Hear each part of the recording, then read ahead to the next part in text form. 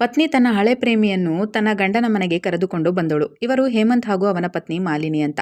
ಹೇಮಂತ್ ತಾನು government job ಇದೆ ಅಂತ ಹೇಳಿ ಮಾಲಿನಿಯನ್ನು ಮದುವೆಯಾಗಿರುತ್ತಾನೆ. ನಂತರ ಆ ವಿಷಯ ತಿಳಿದ ಮಾಲಿನಿ, ನೀನು ನನಗೆ ಚೀಟ್ ಮಾಡಿದ್ದೀಯಾ, ನಾನು ನಿನಗೆ ಡೈವರ್ಸ್ ಕೊಡುತ್ತೇನೆ ಅಂತ ಅವನೊಂದಿಗೆ ಜಗಳ ಮಾಡಿ ಬೇರೆ ಕಡೆ ಕೆಲಸ ನೋಡಿಕೊಳ್ಳುತ್ತಾಳೆ. ಅದೇ ಕಂಪನಿಯಲ್ಲಿ ಮಾಲಿನಿಯ ಕ್ಲಾಸ್ಮೇಟ್ ಉದಯ್ ಹಾಗೂ ಜತಿನ್ ಕೂಡ ವರ್ಕ್ ಮಾಡುತ್ತಿರುತ್ತಾರೆ. ಆವಾಗ ಮಾಲಿನಿ, ನಿಮ್ಮ ಮನೆಯಲ್ಲಿ ನಿನಗೆ ಹೆಣ್ಣು ನೋಡುತ್ತಿದ್ದಾರೆ ತಾನೆ ಅಂತ ಉದಯ್ನನ್ನು ಕೇಳುತ್ತಾಳೆ. ಆವಾಗ ಉದಯ್ ಹೌದು ಅಂತ ಹೇಳುತ್ತಾನೆ. ಆವಾಗ ಮಾಲಿನಿ, ನೀನು ನನ್ನ ಹಾಗೆ ಮೋಸ ಹೋಗಬೇಡ, ಹುಡುಗಿಯ ಬಗ್ಗೆ ಚೆನ್ನಾಗಿ ತಿಳಿದುಕೊಂಡು ಮದುವೆಯಾಗು ಅಂತ ಹೇಳುತ್ತಾಳೆ. ಅವಾಗ ಉದಯ್, ಹುಡುಗಿಯರನ್ನು ಅರ್ಥ ಮಾಡಿಕೊಳ್ಳಬೇಕೆಂದರೆ ಅವರನ್ನು ಲವ್ ಮಾಡಬೇಕು, ನನ್ನಂತವರಿಗೆ ಯಾವ ಹುಡುಗಿ ಬೀಳುವುದಿಲ್ಲ ಅಂತ ಹೇಳುತ್ತಾನೆ.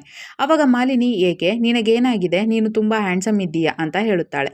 ಅವಾಗ ಉದಯ್, ನನಗೆ ಹುಡುಗಿಯರೊಂದಿಗೆ ಮಾತನಾಡಲು ಭಯವಾಗುತ್ತದೆ, ಅವರನ್ನು ಹೇಗೆ ಪ್ರೀತಿಯಲ್ಲಿ ಬೀಳಿಸುವುದು ಅಂತ ನನಗೆ ಗೊತ್ತಿಲ್ಲ ಅಂತ ಹೇಳುತ್ತಾನೆ. ಅವಾಗ ಮಾಲಿನಿ, ನೀನೇನು ಹೆದರಬೇಡ, ಇನ್ಮೇಲೆ ನಾನು ನಿನಗೆ ಟ್ರೈನಿಂಗ್ ಕೊಡುತ್ತೇನೆ, ನಾಳೆಯಿಂದ ನಮ್ಮ ಮನೆಗೆ ಬಾ ಅಂತ ಹೇಳುತ್ತಾಳೆ. ಅವಾಗ ಉದಯ್, ಮನೆಯಲ್ಲಿ ನಿನ್ನ ಗಂಡ ಇರುತ್ತಾನಲ್ಲ ಅಂತ ಕೇಳುತ್ತಾನೆ. ಅವಾಗ ಮಾಲಿನಿ, ಇಲ್ಲ, ಹೇಮಂತ್ ಒಂದು ವಾರದವರೆಗೆ ಬೇರೆ ಊರಿಗೆ ಹೋಗಿದ್ದಾನೆ ಅಂತ ಹೇಳುತ್ತಾಳೆ. ಅವಾಗ ಉದಯ್, ಹಾಗಾದರೆ ನಾಳೆ ಏಕೆ, ನಾನು ಇವತ್ತೇ ಬರುತ್ತೇನೆ ಅಂತ ಹೇಳುತ್ತಾ ಅವಳ ಮನೆಗೆ ಹೋಗುತ್ತಾನೆ. ಅವಾಗ ಮಾಲಿನಿ ಅವನ ಕೈ ಹಿಡಿದು, ಹುಡುಗಿಯರನ್ನು ಹೀಗೆ ಕೈ ಹಿಡಿದು ಕಣ್ಣಲ್ಲಿ ಕಣ್ಣಿಟ್ಟು ನೋಡುತ್ತಾ ಪ್ರಪೋಸ್ ಮಾಡಬೇಕು ಅಂತ ಹೇಳುತ್ತಾಳೆ. ಅವಾಗ ಉದಯ್, ನಾನೀಗ ಮಾಡಿ ತೋರಿಸುತ್ತೇನೆ ಅಂತ ಹೇಳಿ ಅವಳ ಕೈ ಹಿಡಿದು ಅವಳಿಗೇನೆ ಪ್ರಪೋಸ್ ಮಾಡುತ್ತಾನೆ. ಅವಾಗ ಮಾಲಿನಿ, ಇಲ್ಲ, ನೀನು ಸುಳ್ಳು ಹೇಳುತ್ತಿದ್ದೀಯ, ನೀನೀಗ ಇದನ್ನು ಪರ್ಫೆಕ್ಟ್ ಆಗಿ ಮಾಡಿದೆ, ನಿನಗೆ ಹುಡುಗಿಯರ ಬಗ್ಗೆ ಎಲ್ಲವೂ ಚೆನ್ನಾಗಿ ಗೊತ್ತಿದೆ, ಬಹುಶಃ ನೀನು ನನ್ನನ್ನು ಪಟಾಯಿಸಲು ಹೀಗೆ ನಾಟಕವಾಡುತ್ತಿದ್ದೀಯ ಅಂತ ಹೇಳುತ್ತಾಳೆ. ಅವಾಗ ಉದಯ್, ಹಾಗೇನಿಲ್ಲ ಅಂತ ಹೇಳುತ್ತಾ ಟೈಮ್ ನೋಡುತ್ತಾನೆ. ಅವಾಗ ರಾತ್ರಿ 8 ಗಂಟೆ ಆಗಿದ್ದು ಉದಯ್ ಮನೆಗೆ ಹೊರಟು ನಿಲ್ಲುತ್ತಾನೆ. ಅವಾಗ ಮಾಲಿನಿ, ಇವತ್ತು ಹೇಮಂತ್ ಕೂಡ ಮನೆಯಲ್ಲಿಲ್ಲ, ಪ್ಲೀಸ್ ಹೋಗಬೇಡ, ಇಲ್ಲೇ ಇರು ಅಂತ ಹೇಳುತ್ತಾಳೆ. ಅವಾಗ ಉದಯ್ ಅಲ್ಲೇ ಇರಲು ಒಪ್ಪಿಕೊಂಡು ಹಾಲ್ನಲ್ಲಿ ಮಲಗುತ್ತಾನೆ. ಮರುದಿನ ಮಾಲಿನಿ ಉದಯ್ಗೆ ಫ್ರೆಶ್ ಅಪ್ ಆಗಲು ಹೇಳಿ ತನ್ನ ಬಾತ್ರೂಮ್ಗೆ ಕಳಿಸುತ್ತಾಳೆ.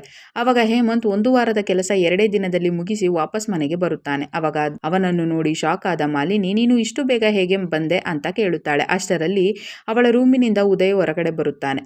ಅವಾಗ ಅವನನ್ನು ನೋಡಿ ಕೋಪಗೊಂಡ ಹೇಮಂತ್, ನೀನು ಯಾರು, ನನ್ನ ರೂಮಿನಲ್ಲಿ ಏನು ಮಾಡುತ್ತಿದ್ದೆ ಅಂತ ಉದಯ್ನನ್ನು ಹೊಡೆಯುತ್ತಾನೆ. ಅವಾಗ ಮಾಲಿನಿ, ನೀನು ಈಗ ಇಲ್ಲಿಂದ ಹೊರಟು ಹೋಗು, ನಾನು ಇವನಿಗೆ ಉತ್ತರ ಕೊಡುತ್ತೇನೆ ಅಂತ ಹೇಳಿ ಉದಯ್ನನ್ನು ಕಳಿಸುತ್ತಾಳೆ.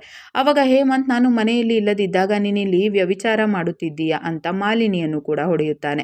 ಅವಾಗ ಕೋಪಗೊಂಡ ಮಾಲಿನಿ ಮನೆ ಬಿಟ್ಟು ಹೊರಟು ನಿಲ್ಲುತ್ತಾಳೆ. ಅವಾಗ ಹೇಮಂತ್, ನೀನೇನೇ ಮಾಡಿದರೂ ನಾನಂತೂ ನಿನಗೆ ಡೈವರ್ಸ್ ಕೊಡುವುದಿಲ್ಲ ಅಂತ ಹೇಳುತ್ತಾನೆ. ಅವಾಗ ಮಾಲಿನಿ, ನನಗೆ ಅದರ ನೆಸಸರಿ ಇಲ್ಲ, ನಾನು ಸ್ವತಂತ್ರಳಾಗಿ ಬದುಕಬಲ್ಲೆ ಅಂತ ನೇರವಾಗಿ ಉದಯ್ನ ಮನೆಗೆ ಹೋಗುತ್ತಾಳೆ.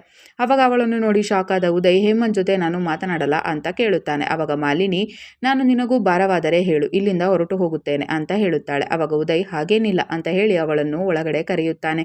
ನಂತರ ಮಾಲಿನಿ, ಹೇಮಂತ್ ನನಗೆ ಮೋಸ ಮಾಡಿಬಿಟ್ಟ, ಅವನು ನನ್ನ ಲಾಯಕ್ಕಿರಲಿಲ್ಲ ಅಂತ ಹೇಳುತ್ತಾಳೆ. ಅವಾಗ ಉದಯ್, ನೀನು ಹೆದರಬೇಡ, ನಾನು ನಿನ್ನನ್ನು ಮ್ಯಾರೇಜ್ ಆಗುತ್ತೇನೆ ಅಂತ ಹೇಳುತ್ತಾನೆ. ಅವಾಗ ಮಾಲಿನಿ, ಅದು ಸಾಧ್ಯವಿಲ್ಲ, ಹೇಮಂತ್ ಅಷ್ಟು ಸಲೀಸಾಗಿ ನನಗೆ ಡೈವರ್ಸ್ ಕೊಡುವುದಿಲ್ಲ, ನಾವಿಬ್ಬರು ಮ್ಯಾರೇಜ್ ಆಗದೇ ಇದ್ದರೇನಾಯಿತು, ಲಿವಿಂಗ್ ರಿಲೇಷನ್ಶಿಪ್ನಲ್ಲಿ ಇರಬಹುದು ಅಂತ ಹೇಳುತ್ತಾಳೆ. ಅದರಿಂದ ಖುಷಿಯಾದ ಉದಯ್ ಅವಳ ಜೊತೆ ರೊಮ್ಯಾನ್ಸ್ ಮಾಡುತ್ತಾ ಸ್ವರ್ಗ ಸುಖ ಕಾಣುತ್ತಾನೆ. ನಂತರ ಉದಯ್ನ ಗರ್ಲ್ ಫ್ರೆಂಡ್ ಇಂದಿರಾ ಅವನಿಗೆ ಮೆಸೇಜ್ ಮಾಡುತ್ತಾಳೆ. ಅವಾಗ ಉದಯ್ ಅವಳಿಗೆ ಸೆಲ್ಫಿ ಕಳಿಸು ಅಂತ ಹೇಳುತ್ತಾನೆ. ಅವಾಗ ಎಚ್ಚರಗೊಂಡ ಮಾಲಿನಿ, ನೀನು ಯಾರಿಗೆ ಮೆಸೇಜ್ ಮಾಡುತ್ತಿದ್ದೀಯಾ ಅಂತ ಕೇಳುತ್ತಾಳೆ. ಅವಾಗ ಉದಯ್ ನನ್ನ ಫ್ರೆಂಡ್ ಅಂತ ಹೇಳುತ್ತಾ ಅವಳಿಗೆ ಮಲಗಲು ಹೇಳುತ್ತಾನೆ. ಮರುದಿನ ಮಾಲಿನಿ ಉದಯ್ನ ಮೆಸೇಜ್ ನೋಡಿ ಶಾಕ್ ಆಗಿ, ನೀನು ಕೂಡ ನನಗೆ ಚೀಟ್ ಮಾಡುತ್ತಿದ್ದೀಯಾ, ಹೀಗೆ ಮಾಡಲು ನಿನಗೆ ಮನಸ್ಸಾದರೂ ಹೇಗೆ ಬಂತು ಅಂತ ಕೂಗಾಡುತ್ತಾಳೆ. ಅವಾಗ ಕೋಪಗೊಂಡ ಉದಯ್, ನೀನು ನನ್ನ ಮೇಲೆ ಹೆಂಡತಿಯ ಹಾಗೆ ಜೋರ್ ಮಾಡಬೇಡ ಅಂತ ಬೈಯುತ್ತಾನೆ. ನಂತರ ಅಪ್ಸೆಟ್ ಆದ ಮಾಲಿನಿಗೆ ಹೇಮಂತ್ನ ನೆನಪು ಕಾಡತೊಡಗುತ್ತದೆ. ಅದೇ ಸಮಯಕ್ಕೆ ಜತಿನ್ ಅವಳಿಗೆ ಕಾಲ್ ಮಾಡಿ, ಇವತ್ತು ಇಂಪಾರ್ಟೆಂಟ್ ಪ್ರಾಜೆಕ್ಟ್ ರೆಡಿ ಮಾಡಬೇಕು, ನೀನೇಕೆ ಆಫೀಸಿಗೆ ಬಂದಿಲ್ಲ ಅಂತ ಕೇಳುತ್ತಾನೆ. ಅವಾಗ ಮಾಲಿನಿ, ನನ್ನ ಮನಸ್ಸು ಸರಿ ಇಲ್ಲ, ನೀನೇ ಮನೆಗೆ ಬಾ, ಇಬ್ಬರು ಸೇರಿ ರೆಡಿ ಮಾಡೋಣ ಅಂತ ಹೇಳುತ್ತಾಳೆ. ಅವಾಗ ಮನೆಗೆ ಬಂದ ಜತಿನ್, ಏಕೆ, ನಿನ್ನ ಹಾಗೂ ಉದಯ್ ನಡುವೆ ಈಗೀಗ ಸರಿ ಇಲ್ಲವೇನೋ ಅಂತ ಕೇಳುತ್ತಾನೆ. ಅವಾಗ ಮಾಲಿನಿ, ಅವನು ತುಂಬಾ ಸೆಲ್ಫಿಶ್ ಆಗಿದ್ದಾನೆ ಅಂತ ಹೇಳುತ್ತಾಳೆ. ಅವಾಗ ಜತಿನ್, ನೀನು ಬೇಜಾರು ಮಾಡಿಕೊಳ್ಳುವುದಿಲ್ಲ ಎಂದರೆ ನಾನೊಂದು ಮಾತು ಕೇಳುತ್ತೇನೆ ಅಂತ ಹೇಳುತ್ತಾನೆ. ಅವಾಗ ಮಾಲಿನಿ, ಏನು ಕೇಳು ಅಂತ ಹೇಳುತ್ತಾಳೆ. ಅವಾಗ ಜತಿನ್, ನೀನೆಂದ್ರೆ ನನಗೆ ಮೊದಲಿನಿಂದಲೂ ಇಷ್ಟ, ಐ ಲವ್ ಯು ಅಂತ ಹೇಳುತ್ತಾನೆ. ಅವಾಗ ಮಾಲಿನಿ, ಇನ್ಮೇಲೆ ನನ್ನ ಲೈಫ್ನಲ್ಲಿ ಪ್ರೀತಿಗೆ ಜಾಗವಿಲ್ಲ, ಇದರ ಬಗ್ಗೆ ನನಗೆ ಮತ್ತೊಮ್ಮೆ ಕೇಳಬೇಡ ಅಂತ ಹೇಳುತ್ತಾಳೆ. ಆಮೇಲೆ 4 ದಿನಗಳ ನಂತರ ಜತಿನ್ ಬರ್ತಡೇ ಇದ್ದು ಜತಿನ್ ಹೇಮಂತ್ನನ್ನು ಕೂಡ ಅಲ್ಲಿಗೆ ಇನ್ವೈಟ್ ಮಾಡಿರುತ್ತಾನೆ. ಅವಾಗ ಶಾಕ್ ಆದಂತಹ ಮಾಲಿನಿ, ಹೇಮಂತ್ ನಿನಗೆ ಹೇಗೆ ಪರಿಚಯ ಅಂತ ಜತಿನ್ನನ್ನು ಕೇಳುತ್ತಾಳೆ. ಅವಾಗ ಜತಿನ್, ನಾವಿಬ್ಬರು ಕೂಡ ಫ್ರೆಂಡ್ಸ್, ಆದರೆ ಅವನು ನಿನ್ನ ಗಂಡ ಅಂತ ನನಗೆ ಗೊತ್ತಿರಲಿಲ್ಲ, ನಿನಗೆ ಟೆನ್ಷನ್ ಆಗುವುದಾದರೆ ಹೇಳು, ಅವನನ್ನು ವಾಪಸ್ ಕಳಿಸುತ್ತೇನೆ ಅಂತ ಹೇಳುತ್ತಾನೆ. ಅವಾಗ ಮಾಲಿನಿ, ಹಾಗೇನಿಲ್ಲ ಬಿಡು ಅಂತ ಹೇಳುತ್ತಾಳೆ. ನಂತರ ಅಲ್ಲಿ ಇಂದಿರಾ ಕೂಡ ಬರುತ್ತಾಳೆ. ಅವಾಗ ಅವಳನ್ನು ನೋಡಿ ಶಾಕ್ ಆದಂತಹ ಉದಯ್, ನೀನು ಇಲ್ಲಿಗೆ ಏಕೆ ಬಂದೆ ಅಂತ ಇಂದಿರಾಳನ್ನು ಕೇಳುತ್ತಾನೆ. ಅವಾಗ ಇಂದಿರಾ, ನಾನು ಇಲ್ಲಿಗೆ ಬಂದರೇನಾಯಿತು, ನೀನು ಹಾಗೂ ಮಾಲಿನಿ ಲಿವಿಂಗ್ ರಿಲೇಷನ್ಶಿಪ್ನಲ್ಲಿ ಇದ್ದದ್ದು ನನಗೆ ಗೊತ್ತಾಗಿದೆ, ಮಾಲಿನಿಗೂ ಕೂಡ ನನ್ನ ಬಗ್ಗೆ ಚೆನ್ನಾಗಿ ಗೊತ್ತಿದೆ ಅಂತ ಹೇಳುತ್ತಾಳೆ. ನಂತರ ಜತಿನ್ ಈಗ ಅದನ್ನೆಲ್ಲ ಬಿಟ್ಟು ಹಾಕಿ ನಾವೀಗ ಕೇಕ್ ಕಟ್ ಮಾಡೋಣ ಅಂತ ಹೇಳಿ ಕಟ್ ಮಾಡಿ ಎಲ್ಲರೊಂದಿಗೆ ಡ್ರಿಂಕ್ಸ್ ಪಾರ್ಟಿ ಮಾಡುತ್ತಾ ನಾವೀಗ ಟ್ರೂತ್ ಆ್ಯಂಡ್ ಡೇರ್ ಗೇಮ್ ಆಡೋಣ ಅಂತ ಹೇಳುತ್ತಾನೆ. ನಂತರ ಎಲ್ಲರೂ ಗೇಮ್ ಆಡುವಾಗ ಮೊದಲ ಚಾನ್ಸ್ ಉದಯ್ಗೆ ಸಿಗುತ್ತದೆ. ಆವಾಗ ಮಾಲಿನಿ ನೀನೀಗ ಎಲ್ಲರ ಎದುರಿಗೆ ಇಂದಿರಾಗೆ ಕಿಸ್ ಮಾಡು ಅಂತ ಹೇಳುತ್ತಾಳೆ. ಅವಾಗ ಉದಯ್ ಅದು ಸಾಧ್ಯವಿಲ್ಲ ಅಂತ ಹೇಳುತ್ತಾನೆ. ಅವಾಗ ಮಾಲಿನಿ ನನಗೆ ನಿನ್ನ ಬಗ್ಗೆ ಚೆನ್ನಾಗಿ ಗೊತ್ತಿದೆ, ನೀನೊಬ್ಬ ಸೆಲ್ಫಿಶ್ ಮನುಷ್ಯನಿದ್ದೀಯ ಅಂತ ಅವನನ್ನು ಬೈದು ನೆಕ್ಸ್ಟ್ ಚಾನ್ಸ್ ಮೂವ್ ಮಾಡಿದಾಗ ಹೇಮಂತ್ನ ಸರದಿ ಬರುತ್ತದೆ. ಅವಾಗ ಮಾಲಿನಿ ನಾನಂತೂ ಇಷ್ಟು ದಿನ ಬೇರೆಯವರ ಜೊತೆ ಇದ್ದೆ, ಈಗ ನೀನು ನನ್ನನ್ನು ಅಕ್ಸೆಪ್ಟ್ ಮಾಡಿಕೊಳ್ಳುತ್ತೀಯೋ ಇಲ್ಲವೋ ಅಂತ ಹೇಮಂತ್ನನ್ನು ಕೇಳುತ್ತಾಳೆ. ಆವಾಗ ಹೇಮಂತ್ ನಿನಗೆಲ್ಲೋ ತಲೆ ಕೆಟ್ಟಿದೆ ಅಂತ ಹೇಳುತ್ತಾನೆ. ಆವಾಗ ಮಾಲಿನಿ ನನಗೆ ಮೋಸ ಮಾಡಿ ನನ್ನನ್ನೇ ಬೈಯುತ್ತೀಯ ಅಂತ ಅವನ ಮೇಲೆ ಕೈ ಮಾಡುತ್ತಾಳೆ. ಆವಾಗ ಜತಿನ್ ಮಾಲಿನಿಯನ್ನು ಒಳಗಡೆ ಕರೆದುಕೊಂಡು ಹೋಗುತ್ತಾನೆ. ನಂತರ ನಶೆಯಲ್ಲಿದ್ದ ಮಾಲಿನಿ ಜತಿನ್ಗೆ ಐ ಲವ್ ಯು ಅಂತ ಹೇಳುತ್ತಾಳೆ. ಆವಾಗ ಜತಿನ್ ಖುಷಿಯಿಂದ ಕುಣಿದಾಡುತ್ತಾನೆ. ನಂತರ ಬೆಳಗಾಗುವಷ್ಟರಲ್ಲಿ ಮಾಲಿನಿಯ ಶವ ನೇಣು ಹಾಕಿದ ಸ್ಥಿತಿಯಲ್ಲಿ ಸಿಗುತ್ತದೆ.